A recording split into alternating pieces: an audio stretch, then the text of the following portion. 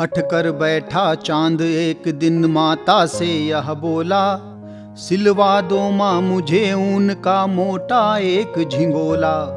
सन सन चलती हवा रात भर जाड़े से मरता हूँ, ठिठुर ठिठुर कर किसी तरह यात्रा पूरी करता हूँ।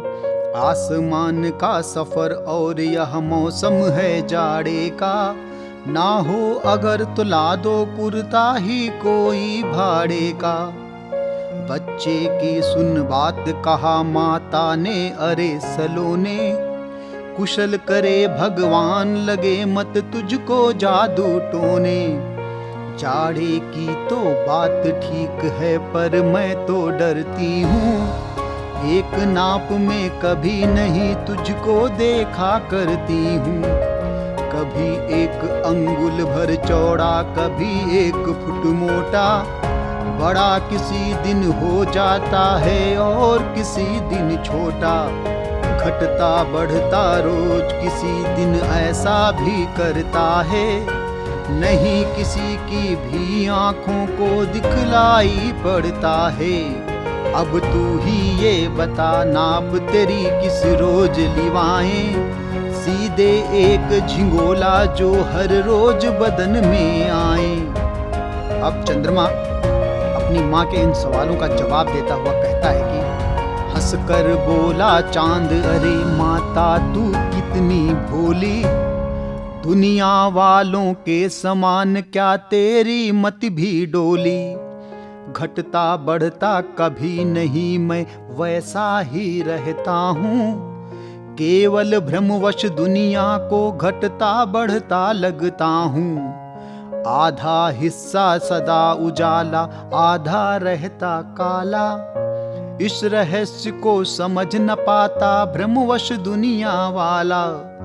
अपना उजला भाग धरा को क्रमशः दिखलाता हूँ, एक कम दूज तीज से बढ़ता पूनम तक जाता हूँ। फिर पूनम के बाद प्रकाशित हिस्सा घटता जाता, 15वां दिन आते आते पूर्ण लुप्त हो जाता। दिखलाई मैं भले पड़ूं ना यात्रा हरदम जारी, पूनम हो या रात अमावस चलना ही लाचारी। चलता रहता आसमान में नहीं दूसरा घर है, फिक्र नहीं जादू टोने की सर्दी का बस डर है। दे दे पूनम की ही साइज का कुर्ता सिलवा कर, आएगा हर रोज बदन में इसकी मत चिंता कर। अब तो सर्दी से भी ज्यादा एक समस्या भारी, जिसने मेरी इतने दिन की इज्जत सभी उतारी।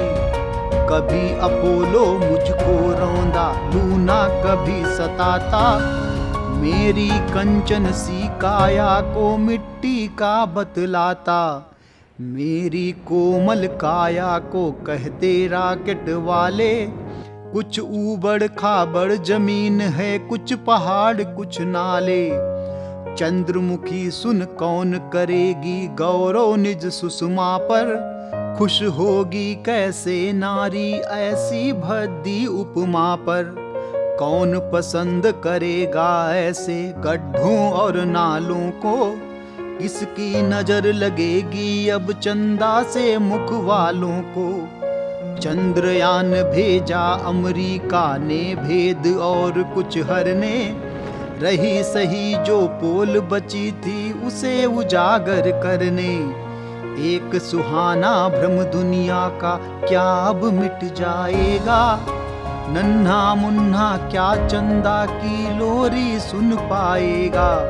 अब तो तू ही बतला दे माँ कैसे लाज बचाऊं, ओढ़ अंधेरे की चादर क्या सागर में छिप जाऊं। दोस्तों, रामधारी सिंह दिनकर जी, जिनको आधुनिक युग के श्रेष्ठ वीर रस के कवि होने का गौरव प्राप्त है, आज मैं आलोक सिंह गुमशुदा यह कविता अपने मासूम नन्हे मुन्ने बच्चों के लिए लेकर आया था, क्योंकि मुझे लगता है जैसे मेरा बेटा अश्वत इस कविता को पसंद करता है, लोरी की भांति सुनते सुनते सो जाता है, वैसे ही अनेकों नन्हे मुन्ने किलकारियों को यह पसंद आएगी। ज़्यादातर यह कविता पूर्ण रूप से यूट्यूब पर मिलना मुश्किल है, जिससे बच्चे एक ही पक्ष को सुनते हैं और एक कविता के संपूर्ण मर्म को, भाव को नहीं समझ पाते हैं। तो आप सभी यह कविता कलम के भीष्म पितामह को याद करते हुए साहित्यिक वसीयत को आने वाली पीढ़ियों के नाम निरंतर करते चलें। धन्यवाद। जय हिंद, जय भारत।